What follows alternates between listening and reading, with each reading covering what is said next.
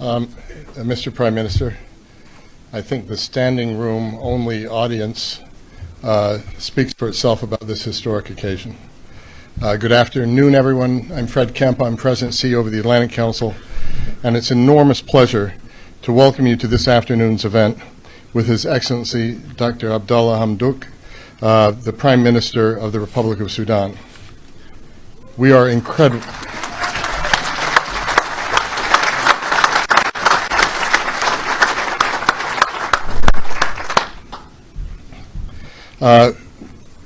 We were incredibly honored to have the Prime Minister as a special guest at our Global Citizen Awards in New York during the United Nations General Assembly, and we're delighted to have the privilege of hearing you speak today.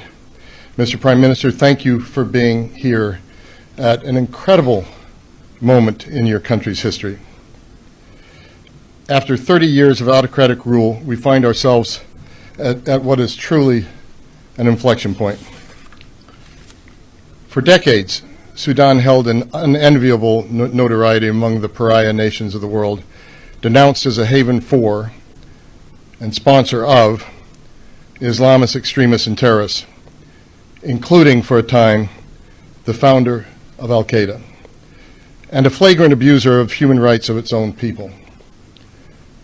This spring, however, a youth-led uprising led to the ouster of longtime ruler Omar al-Bashir and installed a reform-minded, civilian-led transition government, bringing about a new dawn in Sudan's history. The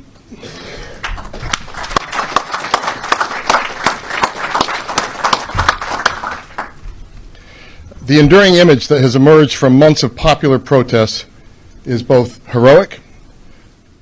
Who can forget the image of student Al-Salah dressed in white, leading thousands of young people in chants for change?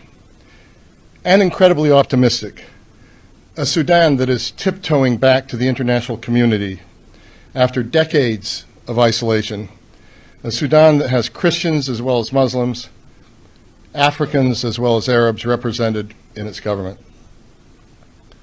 But major obstacles lie ahead. The Prime Minister's government is confronted with the challenge of injecting life into Sudan's moribund economy, tempering outsized public expectations, and uniting a deeply divided country after decades of corruption and misrule. Since its founding nearly 60 years ago, the Atlantic Council has always been an advocate of strategic engagement in international affairs, driven by the conviction that if the United States shapes the future constructively, in tandem with our friends and allies around the world, everyone will benefit. It is with this mindset that our Africa Center, under the steady and inspirational leadership of Dr. J. Peter Pham, established its Sudan Task Force some years back, when this historic moment was scarcely imaginable, to somehow jumpstart a much-needed rethink of the U.S.-Sudan relationship to better serve U.S. interests and to improve the lives of Sudanese citizens. In fact, what happened here is a textbook example of how the Atlantic Council works, of the impact its ethos of thinking of big ideas and daring to advance them can have. Ambassador Mary Carlin Yates joined our board shortly after she returned from a final tour of duty of her long and distinguished career in the Foreign Service, serving as charge d'affaires of the U.S. Embassy in Khartoum in the critical year 2010-2011. Mary and Peter met over lunch, and both cognizant of the costs to both Sudan and the United States of more than 20 years of strained relations, and they decided to do something to break the impasse. I, as President and CEO, didn't know enough to say no to it, and so we decided that we really wanted to go forward and go forward boldly. In fact, without much of a plan of how we eventually would proceed, to say nothing of the resources of significant programming around Sudan, Mary and Peter traveled to Sudan, meeting with government officials, representatives of civil society, business leaders, and others. Never one to shy away from controversy, On their return, Peter wrote several op-eds calling not only for a reset of the bilateral relationship, but as you will be pleased to note, Mr. Prime Minister, given one of the issues you are raising during this visit, he also advocated for a lifting of Sudan's designation as a state sponsor of terrorism. Thanks to Mary and Peter, the Atlantic Council is proud to be well ahead of our peers in advocating for Sudan, and therefore particularly proud of this moment. We made a concerted Track 2 effort to normalize relations, organizing numerous trips to the Sudan, gathering some of the sharpest minds in Washington on U.S.-Sudan relations, and publishing several policy briefs outlining recommendations for the U.S. government's re-engagement. These efforts paid off with the Obama administration's temporary suspension during its last days of much of the sanctions regime against Sudan, and subsequently in President Trump's definitive lifting of the economic embargo in October of 2017. Ambassador Yates is not here, but I really want to send her a special thanks as she co-led task force efforts with Peter, and several people in this room I want to thank as well, without whom our work over the last 5 years would not have been possible. But I particularly want to call out Kelsey Lilly, who capably supported this work as an intern, program assistant, assistant director, and associate director of the Africa Center. One can almost say that her career was intertwined with what happened in this issue. And she co-authored the task force report with Ambassador Yates. Earlier this year, with Peter serving in a State Department role, the Africa Center was then fortunate to bring on as a senior fellow Cameron Hudson to take the reins of Sudan programming, and we're delighted he was here, familiar face to most in this room, from having worked on Sudan for many years, including serving as Chief of Staff to the U.S. Special Envoy for Sudan. I, for one, am thrilled to have him on board to continue our great work on Sudan and to support the forward progress as we can.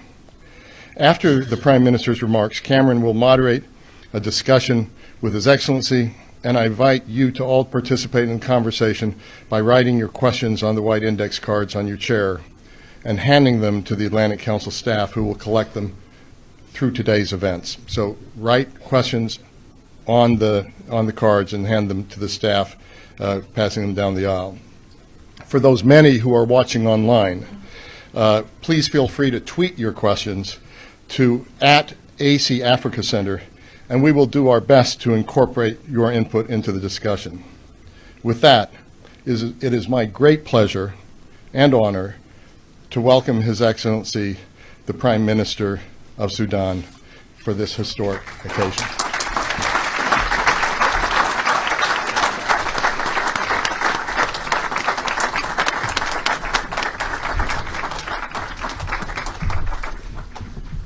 Thank you.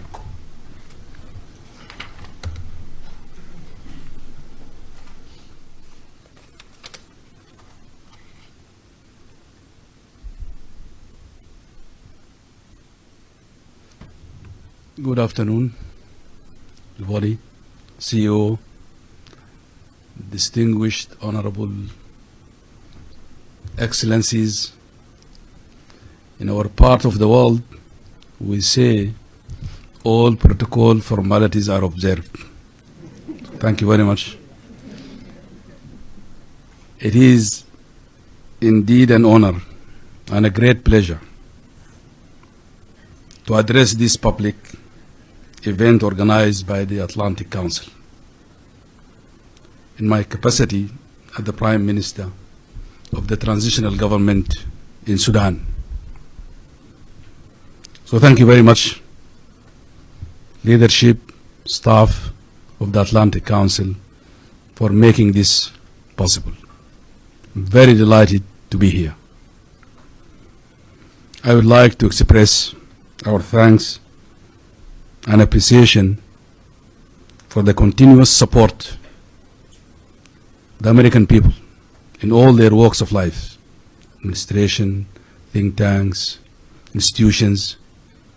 Your support to the struggle of our people, what made us stand out and able to fight the dictatorship until we defeated it a few months back. So thank you very much for that.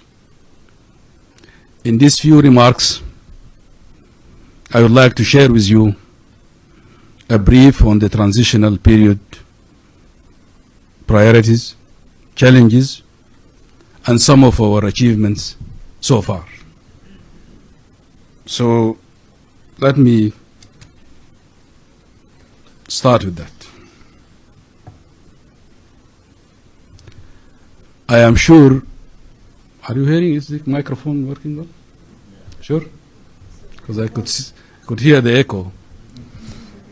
Thank you.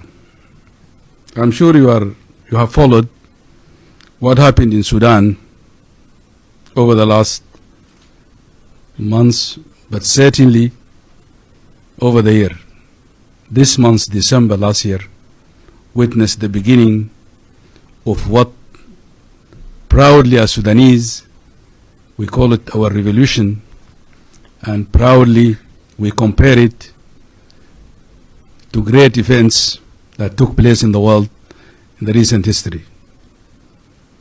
We find it relevant and appropriate to compare it to the great French Revolution that changed the face of the world and brought us liberal democracy and all those. The changes that has taken place in Sudan are deeply rooted. It has engulfed the entire country. In Sudan, in the last 50 years, we had about 3 transitions. 1964, 1985. This time round is very different. It has engulfed the entire country. Impressive marches from as far as Al-Fashir in Darfur, the east, the center, the north, converging in Khartoum. Unified us, the entire nation. So we are proud to compare it to great revolutions in the world. I think Sudan will never be the same again. Things have changed forever. The most distinguishing factor in this revolution and the change is its peacefulness, but also it was led by young people and women. Our women were in the front line leading this revolution.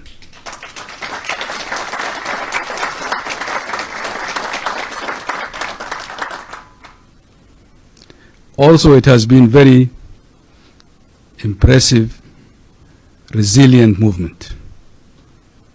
Every time we thought it's dying down, it surprised us with more vigor and more energy into it. Sustain itself for a long period of time. Let me now turn to the priorities of the transitional period. After a long and challenging process, we have established the structures of the transitional government, put in place a sovereign council, ministerial council, but also established the leadership of the legal system, having put in place Chief Justice and Attorney General. I'll talk about that in a minute. The slogan of the revolution, freedom, peace, and justice, is what guided us in establishing these priorities. We identified about 10 of them for the transitional period, and I would like briefly to summarize them. Our number 1 and top priority is to stop the war and build the foundation of sustainable peace. Essentially, to stop the sufferings of our people in the IDP camps and the refugee camps. We think the opportune time of stopping this war is now. As you all know, the leadership and the armed groups played an important role in this change. And when we talk to them, we are not talking to the other, to the different, talking to our people, to ourselves. So there are no differences. We don't have any agenda, hidden or otherwise.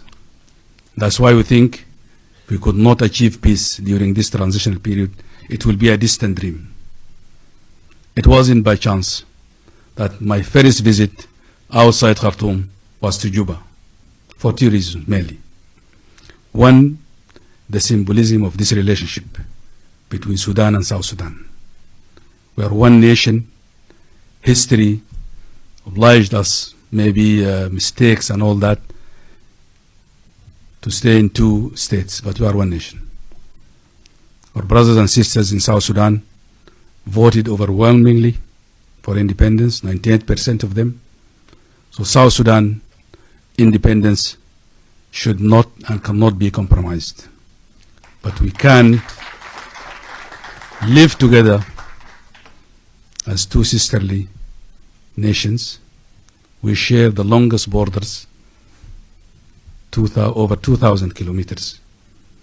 Let us together transform these borders from borders of conflict and misery to borders of peace, prosperity, and development. To honor the legacy of our late hero, John Garang, who called this Al-Tamazuj belt. And we can think about this belt from Darfur. It's a small town in our borders in Central Africa, to Al-Kurmuk in Ethiopia. Transform it to that prosperous border. We don't need to demarcate it. Can leave it as soft borders. And so through that process, we'll be able to address challenges of ABA and others. I think also visiting Juba gave us an opportunity to meet with the leadership of the armed groups, the Sudan Revolutionary Forces, SRF, and SPLM North. And we had a very fruitful, nice exchange on the issues, and I think it is only a matter of time before we should be able to reach an agreement on this. I also visited the IDP camps in Al-Fashir, 2 or 3 of them. But the most vivid memory I took with me from Zamzam camp, the IDP camp, not only the huge crowd that came to meet us, but it is the first time in the history of those camps that they have witnessed or seen somebody from the central government come to see them. It was a very moving moment. But the climax of it was the first speaker was a woman who took the floor and delivered the first speech, articulated so well their interest, what their expectations about the transitional government, how do they see the peace process. After that, she was followed by 6 speakers. None of them spoke for more than 2 minutes. They all said, our sister articulated our issues, and we are very satisfied with what she said. I think that gave us the assurances. Our people in the IDP camps, with all the sufferings and the miseries they went through, it taught them, educated them, and made them strong enough to be able to say, from now onwards, we know what is good for ourselves, and nobody can dictate on us anything. This is very liberating. Then we acted on a number of issues. We gave unfettered access, humanitarian access, to the affected areas, whether cross-line from the country or cross borders from anywhere in the world. Our second priority is addressing the economic crisis and reviving our national economy. You know so well, we inherited an economy that is, it's calling it bankrupt economy is the least characterization. Mounting debt in the tune of 60 billion. US dollars, rocketing prices, hardships, and all that. But we are very determined also, relying on our people, resolve and determination, and with the support of our partners, we'll be able to move on with that. Third, reforming the structure of state institutions. You know, when the British left the colonies, they left in Sudan probably one of the best civil service in the world. And it was like that, ticking like a clock. It has been destroyed. We need to rebuild it from scratch. Fourth, we strive to build solid foundations for the establishment of the rule of law, transparency, accountability, justice, and for that matter, transitional justice that is firmly linked to the peace process. We're not going to rest until and see that justice has been served on the accountability part of it to the best and the maximum satisfaction of the victims.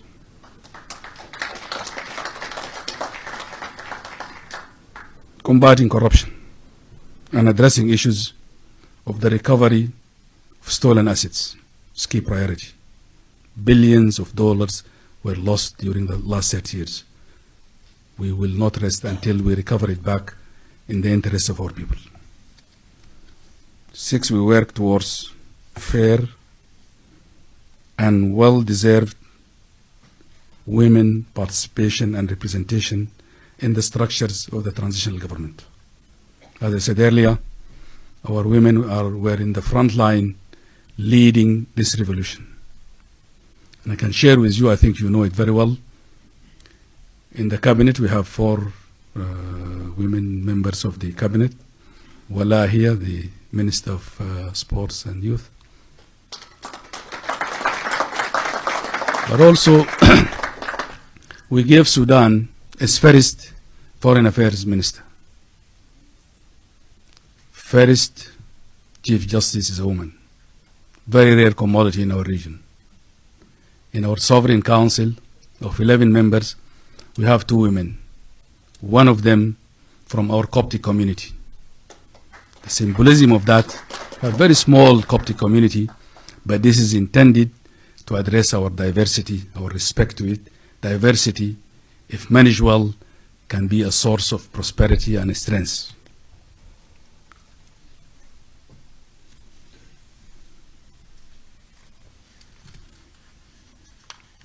Seven, build balanced foreign policy based on mutual respect and non-interference, guided by the interests of Sudan.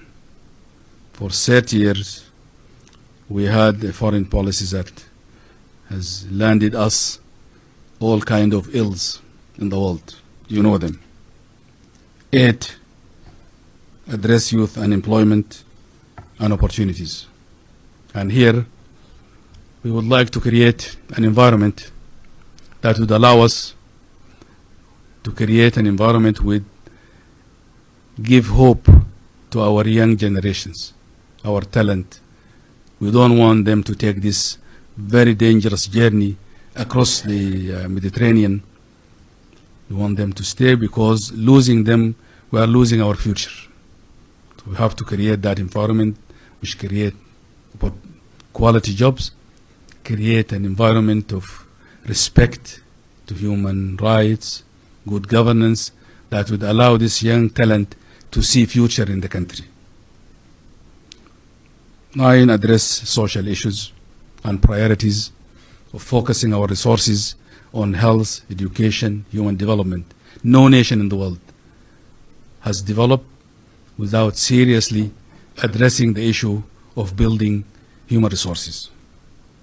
And the final priority for the transitional period is to hold a constitutional conference, which would allow the entire nation an opportunity to address its problems of identity, of politics, and all that, and agree on a constitution. And then one of our major tasks to hold free and fair elections that will give the nation opportunity to choose freely their representatives. These are briefly the priorities of the transitional period. I don't want to give an impression that everything is perfect, is well and good and all that. Far from that.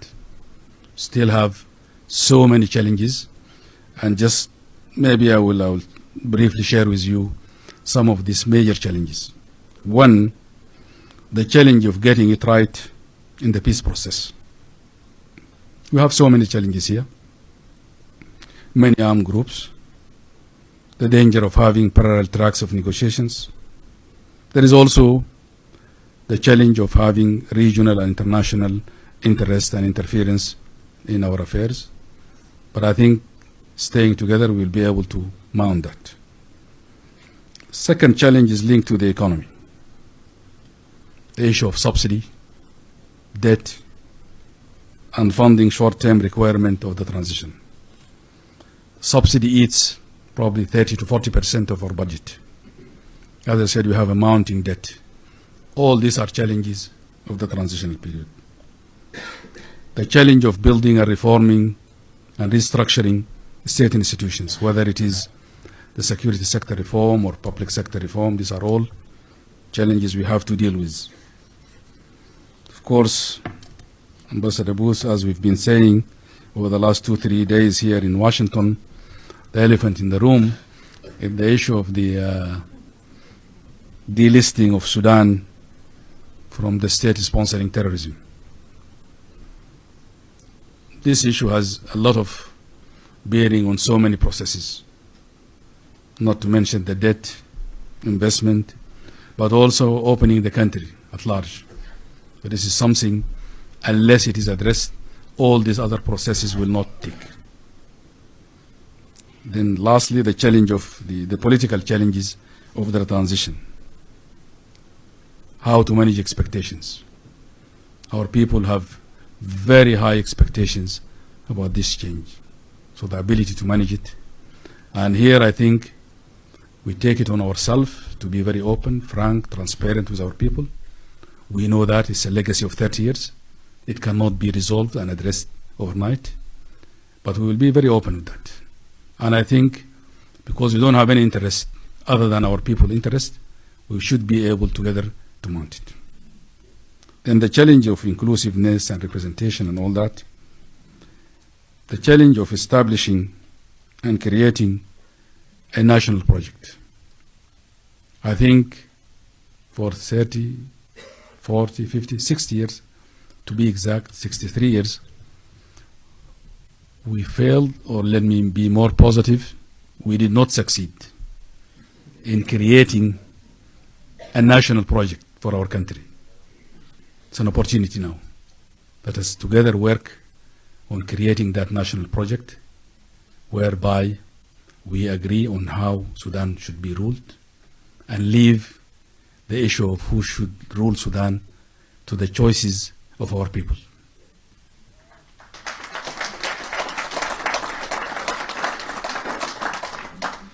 And then lastly, in these challenges, the challenge of holding the Constitutional Conference and the election and all that. But I think relying on our own history, we should be able to mount that easily.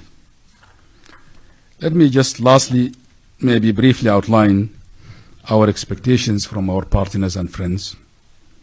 I think we would like to see partners and friends supporting peace talks, political and technical support to the peace process, and finance post-conflict development, work with us to mobilize development and humanitarian resources towards Sudan transitional priorities, advocate and support the removal of Sudan from the list of states sponsoring terrorism, and to support the Sudanese economy through investment, economic partnerships, and anti-corruption effort.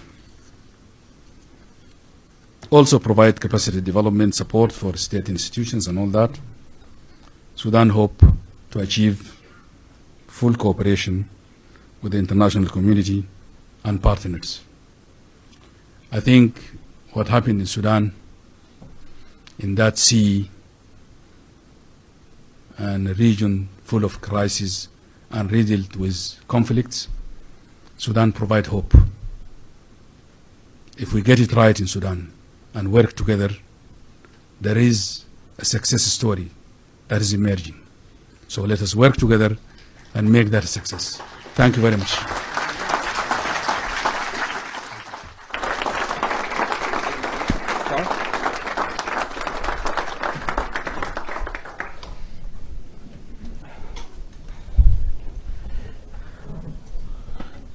Some water. Well, Mr. Prime Minister, thank you for a very comprehensive, albeit perhaps a little high-level overview. We're going to kind of drill down on some of the issues that you touched on. I want to acknowledge the front row of our audience here because they're worthy of some special consideration. Ambassador Don Booth, Special Envoy for Sudan 2.0, with us again. Ambassador Tim Carney, who is going to lose the title, sadly for Tim, but happily for all of us, as the last United States Senate-confirmed ambassador to Sudan, and Atlantic Council International Advisory Board member Baha Hariri, founder of our Rafiq Hariri Center for the Middle East. Thank you all for being here for this important event.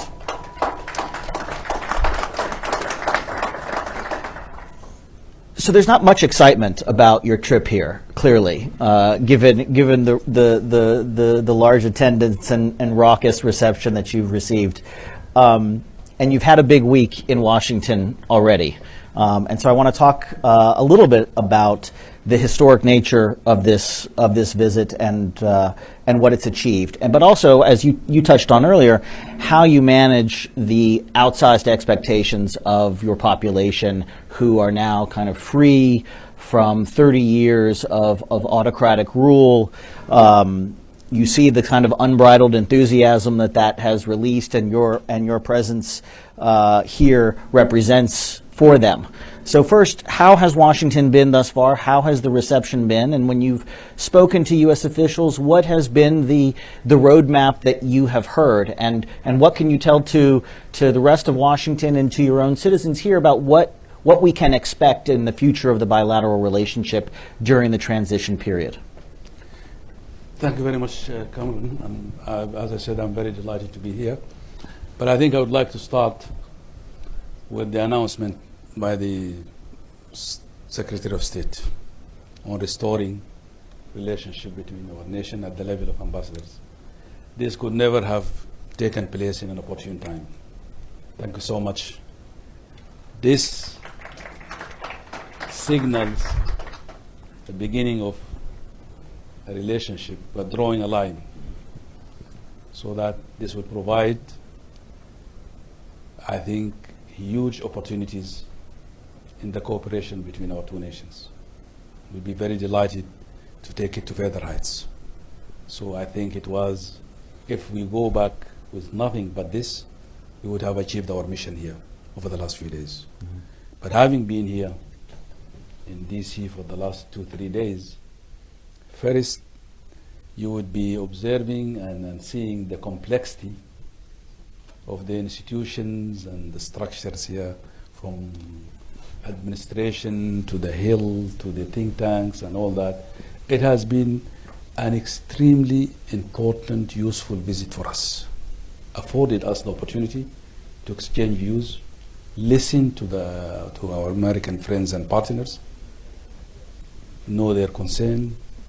It gave us an opportunity also to put across our case and share with them what are our expectations. And I think this provided solid ground for an opportunity to have a roadmap that will take this journey together, addressing our challenges. I'm very satisfied with it. Great.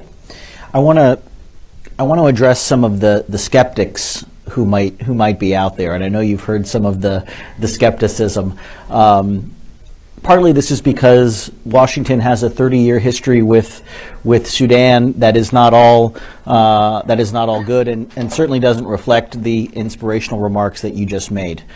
We have a very pained history over the past 30 years, and it's going to take a great deal of effort to undo that and to recreate a new image of Sudan. And so while you're doing that, at the same time, we continue to see certain reports of violations in Libya, or Sudanese involvement in the conflict in Yemen, or crackdowns in other parts of Sudan, which may be occurring. And so I think one of the questions that Washington has, being 7,000 miles away, is how do we square your remarks as the head of a civilian government that espouses all of the right priorities as you've laid them out, with a military government which is still largely in place. It feels a bit like a house divided, where you have civilians and military perhaps not always implementing the same policy priorities at the same time. And so how have you responded to skeptics in Washington about this forced marriage that you're in during the transitional period? You know, we are very proud as Sudanese to call what we have been able to achieve in that region a Sudanese model of transition. I am absolutely sure when this story is written and studied well, it will be taught in universities and centers of excellence and think tanks. It's a model that is, we did not wait for a finished agreement and understanding on everything, and then we roll it to implement it. We are thinking on our feet. With all the challenges, we decided we will do it. If you look at our transitional government structures, we managed to establish 2: Sovereign Council and the Cabinet. We are yet to establish the Legislative Council. We didn't wait like other places in the world for an agreement that will be polished in Oslo, in Rome, in London, or further down in Washington. It was homegrown. It's all the challenges. But we are very determined as Sudanese to make it work. That model brought together, it's a compromise. So there is no actually time lost to begin to call it is civilian or it is military. It came about because of the understanding and the agreement between the two sides. So essentially it's a compromise, historical compromise that allow us to stop the bloodshed and define new dispensation and dawn for our country. We know it's far from perfect, but we know so well we should be able to make it work. And I think this is what is lost to the rest of the world. You need to understand that. The idea of expecting a finished product that will land on us from the sky and then we implement it is far, far, far from the reality. So we need people like you, Cameron and others and friends to understand this reality and help us, because you see the danger of not working on it now. If Sudan is allowed, we are here. If it's allowed to slip from this, it will not go back to the former regime. It will go to a failed state. It will be Yemen, it will be Libya, it will be Syria, it will be all those. We are giving the world a new hope, a new ways of addressing problems of our region. Nobody sitting anywhere in the world can claim they understand our reality better than us. As Sudanese working on it, we are happy to address it.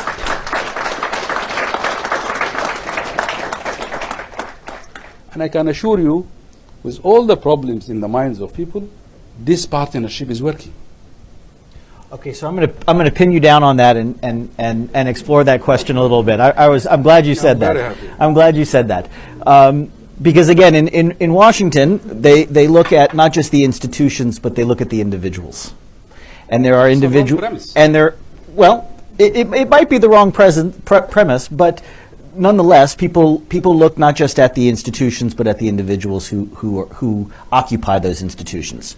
And the government, broadly speaking, still has individuals who are of great concern, who are, as Washington would view them, malign actors, who you are again sort of forced into a relationship with inside of inside the leadership of the country. And so, first of all, how has the relationship been with military generals like General Burhan or militia leaders like Hemeti, who have, I mean, it is fair to say there is great concern still in Washington, especially with respect to delisting Sudan from the state sponsor of terrorism list when they look at the leadership structure of the country and see people who may one day end up going to the ICC or be held accountable in domestic courts for crimes committed against the Sudanese people. I think there's it's hard to square that circle, and I'm wondering how you do it.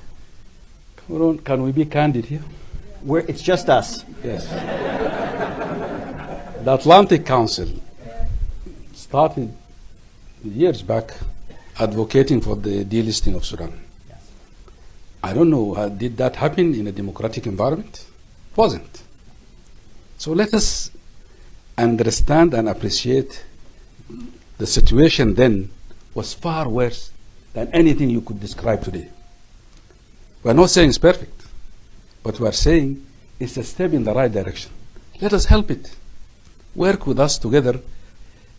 The risk of not acting is far much outweigh anything that acting on it. Okay. So take me inside then. So you're not answering my question about the relationship. So I'm gonna give you an example. Okay. So there was some local press reports in the last few weeks regarding the debate inside the government about removing the public order law, which was very well received, and the dismantling of the NCP, which I think was a historic achievement and signaled a real departure, real break from the previous regime. Take us inside the meeting between the cabinet and the Supreme Council, where it was reported that this conversation, this debate went on for many hours. What is the level of resistance, acceptance of this very ambitious reform program that you have proposed? Because I think that is the question that Washington is trying to. I'm very glad you mentioned that, and we have here 4 of our ministers who were there in the meeting. Okay? It took 5 minutes to agree on the repealing of the Public Order Act. Nobody rejected it. I was sitting in the meeting. I hear this fake news. I'm sure here in America you know this term. Talking about I resigned. I heard that. When we were in the meeting cordially discussing this, not only that, they said tanks are surrounding the palace and a coup is in making and all that. Nothing of this sort actually happened. You know what prolonged that meeting? People didn't know that it was 2 meetings actually. We had the joint session, and at the same time we had the meeting of the Higher Peace Council. So we talked the first the Public Order Act was approved in 5 minutes. There was no even discussion on that. But the second one, which is the dismantling of the deep state, if you could call it that, it was a long piece of legislation about what? How many pages? 8 pages or 8 pages? Yeah. So you can imagine 8 pages discussed page by page, and there were amendments. Some are genuine, some are not, and all that. And then the Minister of Justice would go out to work on them and come back. In between, we switch to the meeting of this of the Peace High Council, which has different also membership, and then we'll go back to the other. So it was parallel meeting being conducted almost up to 12 midnight. That what made it. Actually, it was the determination of that sitting for us to approve that law on that night. We could have adjourned and say and ask the minister, please go and make these changes in your computer and bring it next week. But we said no. We have to approve this tonight. And that is what made it went so long. There's nothing. There was no serious agreement on this. I'm surprised people are making things. I can just give the Minister of Justice is here. Baby Nasruddin, you can share your reflection on this.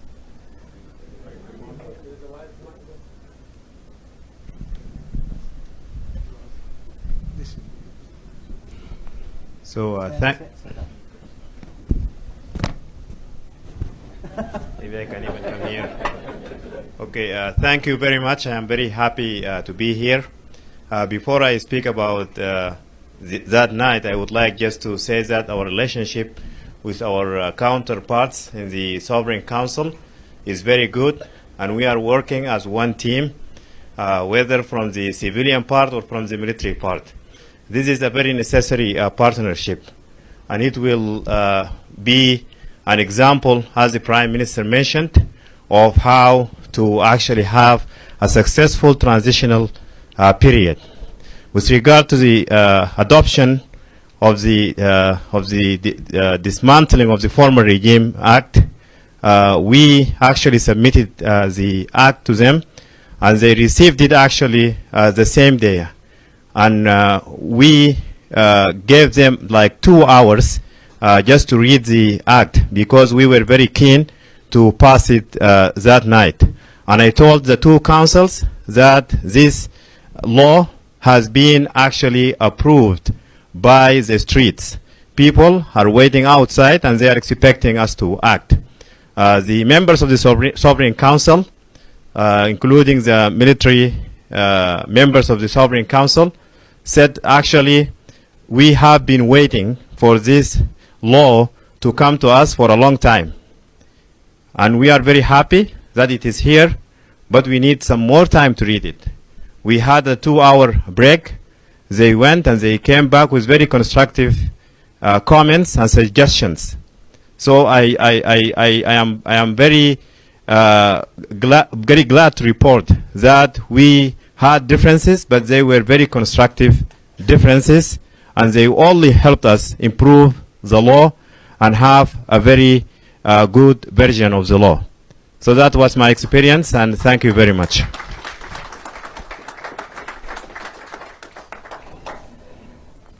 So let me carry on in this line and perhaps move to a different example, because one of the priorities you mentioned multiple times in your remarks was the peace process. And again, from Washington, I think people are trying to discern where the leadership is on the peace process and what you think the prospects are for making peace with the armed movements in the near future. We have seen, frankly, military leaders more in the front of leading those talks in Juba, and maybe we're not seeing the role of the civilian government in those talks. But I'd like you to expand on your comments about the peace process and how you're sort of dividing the labor, as it were, between the military and your own colleagues on the civilian side of the House. No, thank you very much. This is a very good, excellent question. Actually, the peace architecture which we are looking at, you see there were a number of visits to Juba. General Hemeti went there twice. They gave us Juba Declaration and a few others. I went there myself and many others of our colleagues. The way we are looking at it, because in the past, peace negotiations were very much dominated by elite thinking. An agreement in Doha, agreement in Nibasha, agreement in Abuja, in Addis, in all these places. This time round, we would like to address the root causes of the conflict. And that is why we agreed that the approach to peace will be driven by 4 pillars, 4 thematic areas. Number 1, on economic and social development. And this will go into issues of uneven development, issues of marginalization, social services, and all that. Essentially going into the root causes of development. If you look at the IDP camps, the refugee camps, these are not problems. These are symptoms of a deeper problem that drove those people away from their places. The second theme is on the legal aspect of the peace process, which is addressing issues of justice, compensation, and legal structures of peace. The third area is on governance and political issues, addressing issues of governance, identity issues, and all that. And the fourth one, which is on the security arrangement, which is essentially addressing DDR, mobilization, but more than that, providing an opportunity for our people who are carrying arms to be incorporated in the national army, create a new army, so to speak, an army that every Sudanese will see themselves in it, true representative of the country. These are the four pillars of the peace. Each one of them is headed by a minister. Our Minister of Justice is heading the legal one. The economic and social development is headed by the Minister of Finance and Economic Planning, and the Minister of Federal Government heading the political governance, and then the Minister of Defense heading the security arrangement. So the idea that the peace process is dominated by the military because General Hemeti and two other generals went with him into Juba, it's a very deceptive idea. The four pillars are headed by ministers, but also technical peoples in it. The Freedom and Change will be part of this, the FFC. So it is, as I said, it's a partnership. People only see small part of it by this. The entire military members of the government in both sides are 5 people out of 30 or 32. So I think let's I am one person who always experience taught us to see the glass as half full and being optimistic to pull this country together. If we lock ourselves in misery and always looking at the negative side of things, we'll never get anywhere. We know there are imperfections everywhere, but with this positive thinking and positive energy, we will be able to take our country somewhere else. So that's how we see peace. Okay. I want to ask specifically about Darfur, because you're in Washington, which was in many ways the birthplace of the Save Darfur movement, this advocacy campaign, which seized this city for some time and brought to international attention the conflict in Darfur. But the other reason I want to bring it up is because the legacy of Darfur, I believe, weighs heavily on the bilateral relationship still. And I know that the peace process with Darfur is bundled with all of the other peace processes with armed movements around the country, but there are very specific pieces of legislation in the United States that the Congress has passed and that through executive order previous presidents have passed.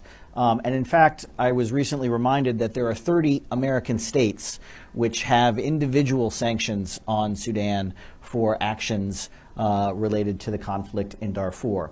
And in some combination, there are a number of requirements across the federal, the congressional, and the state level which seek to, as you have suggested, create a credible and comprehensive peace with the people of Darfur, which you've elaborated on already. But secondly, calling for the disbandment or the integration of the militias responsible for carrying out those crimes. The third is a measure of justice and accountability for the people of Darfur who experience these crimes. And lastly is the safe return of the more than 1 million people who remain displaced. Now, you've touched on a lot of these, but what I haven't heard a lot about yet is the disbandment or reintegration of the militia forces that committed these crimes. And I'm curious, given the outsized role, at least in the popular perception, the outsized role that the RSF played over the summer, the course of the revolution, and certainly played in a previous incarnation in Darfur.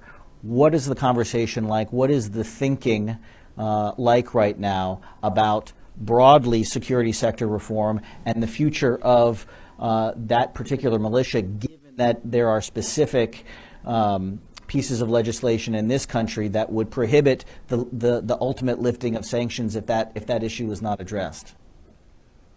You know, the struggle of our people in Darfur, whether inside the country or outside the country, and the campaign here in the States and elsewhere in the world, created that momentum which helped our people inside the country to topple the dictatorship. So the struggle here, the Darfur movement, Enough, Save Darfur, and all these efforts over the years, which helped us to reach where we are now. And I think we are very appreciative. We owe it to that effort. And the campaign of all people, of all walks of life, helped the Sudanese people to reach the situation, and it is highly appreciated. And there is no way we would have reached the current status without that support we enjoyed. I think moving forward, we will have to be able to restructure, reform our security sector. It is key.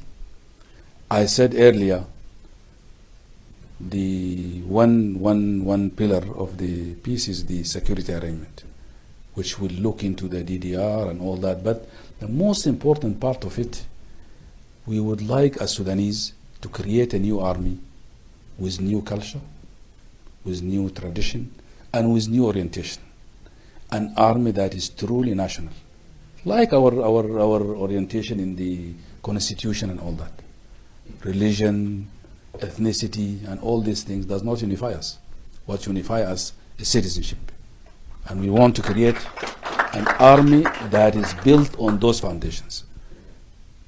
And I think if we failed on that, then we failed Darfur people. Yeah. And I think what we would be doing, this would have to be guided, and I said it earlier, by the aspirations and the interest of the victims in the IDP camps and in the refugee camps. They will guide us. And do you have a plan for soliciting their input or engaging in a more structured way with them? Absolutely. What I didn't say in link to the pillars, we are designing a process that will go to all these camps and the refugees, solicit their views. Not only that, but also take their representatives to go to Juba and be part of the negotiations. So we're not going to go and have an elite pact somewhere and then come back with a finished product. They will be part of it, and they will have to be consulted on it.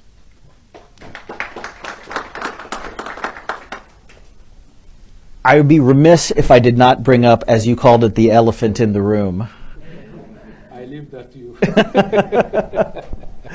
But I want to ask a different question about the terrorism issue, which is, we talk a lot about the debt that Sudan has, the external debt, the arrears, but there is not an insignificant debt to the victims of the past regime's terrorist acts. And there are, in fact, multiple judgments in the United States that the government of Sudan has, like the other debts, inherited. And I believe this will be an important aspect of removing the state sponsor of terrorism going forward. I recall, and I'm sure you have been recalled, that when this was lifted on Libya, one of the stipulations made was that the Libyan regime make restitution to the victims of the Lockerbie air attack. And so I'm wondering, have you begun to contemplate how you might settle these lawsuits, or had conversations about resolving that so that impediment is not in the way of moving forward with a swift removal of the terrorism designation? I must say that the discussion we had over the last few months and weeks on the American side, led by Excellency Ambassador Booth and ourselves and many others, we've progressed in this file very well.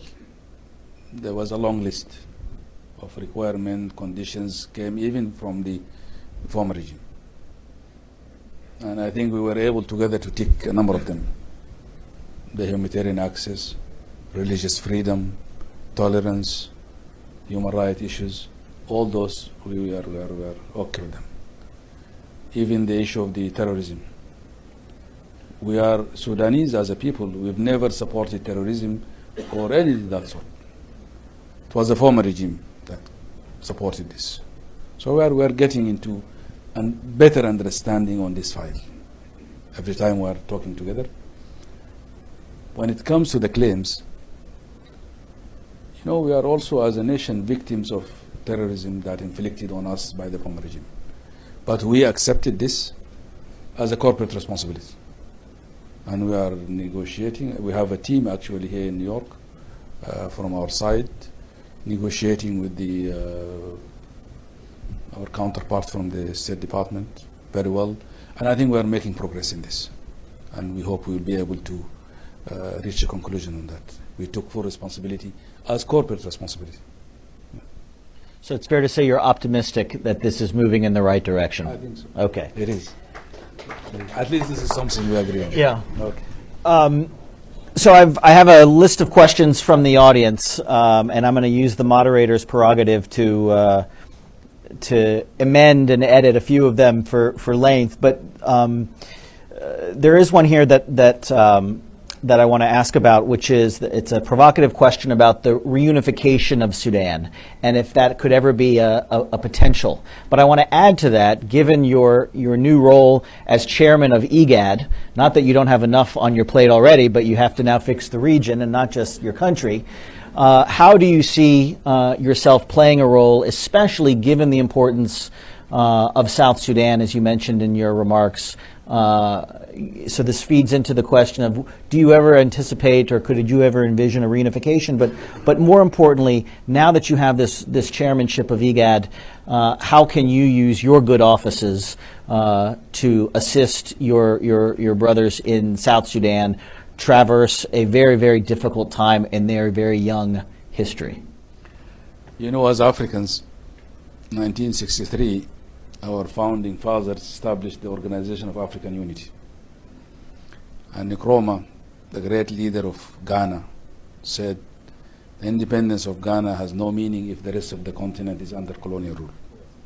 Our dream as Africans to unify the whole continent under one flag, one currency and all that. We didn't achieve this.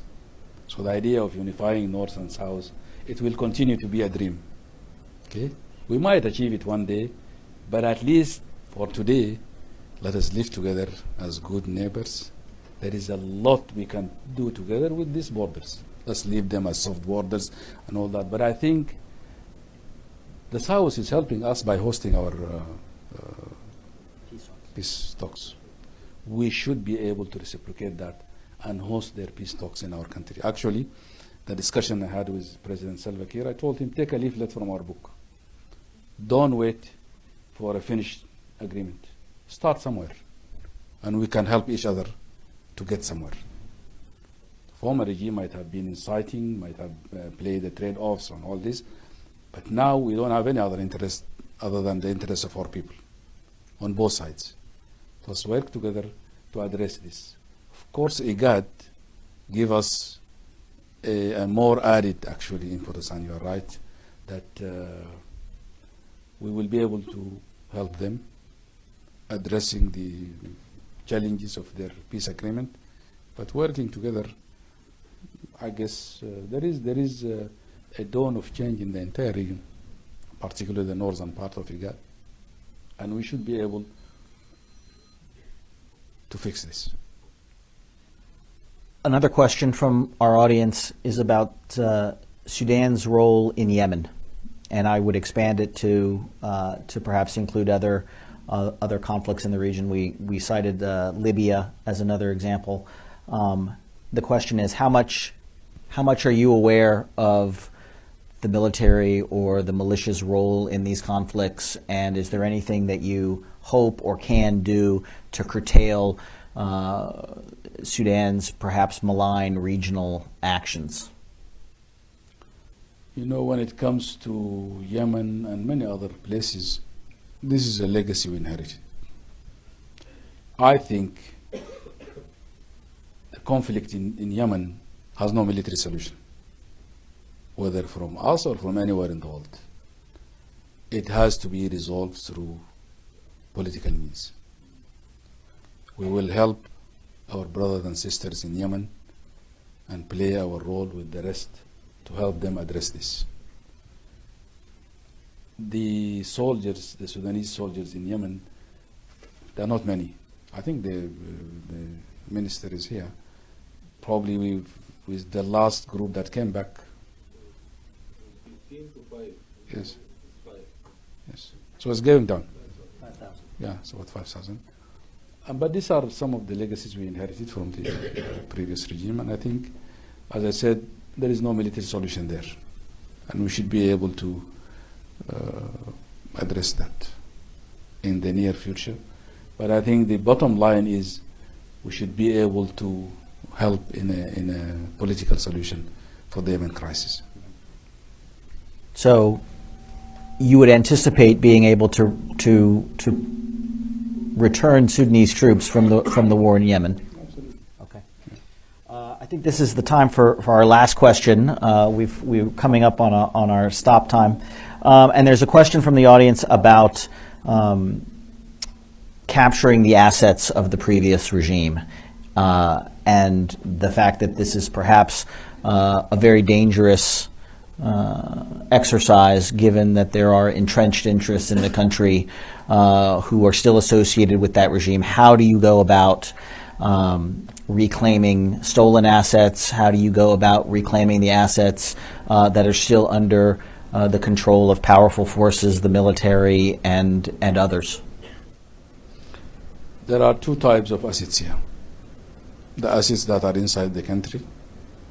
The law that was enacted a week ago will allow us. Actually, let us be frank here, we are not confiscating. There is no issue of confiscation. We are simply taking back what was belonged to the Sudanese people. And the law allowed whoever has a point or an issue with that to appeal. Convince the legal process that you earn this, whether it's a building or money in bank or any property, that you earn this legally and rightfully. We'll give it back to you. But all what we are doing, there's no nationalization here. It's just taking back assets that is belong to the Sudanese people and return to its rightful place. That is inside the country. Of course, the major battle will be recovering the assets outside the country, whether it's property or money stacked in banks and all that. The good news, I think the fight against terrorism did not leave room for hiding money. I'm very glad to recognize the presence of my brother and friend Raymond Baker, whom we worked together on under the leadership of President Thabo Mbeki on the issue of illicit finance from Africa. I think relying on that experience, we should be able to trace the money that was stolen from the country and bring it back. There are so many instruments that could be used. The stolen asset, the STAR initiative from the World Bank and from the UN and ADB would help us access this. And I guess there are so many experiences around the world in our region, we can rely on it to help us bring that resources back. The Nigerians and many others use this. And I think we will be able to address this. It might take a while, but we are confident this is resources of the Sudanese people. We need it to build the country and plow this money back in development, services, and all that. Well, Mr. Minister, I cannot think of a more ambitious agenda. I was scribbling down all of your priorities. 3 years does not seem like a long time to achieve what you have set out to achieve for your country and for your people. But I know that you have the enthusiastic support of certainly everyone here in this room, and in Washington. I think you've made many new friends for Sudan on your visit here this week. So I thank you for your time tonight, and I wish you Godspeed and good luck in your endeavors forward. Thank you. Thank you so much for having me. Let us work together. There is a success story in making. Let us work together and make it reality. Thank you so much. That's the headline. Thank you. Thank you.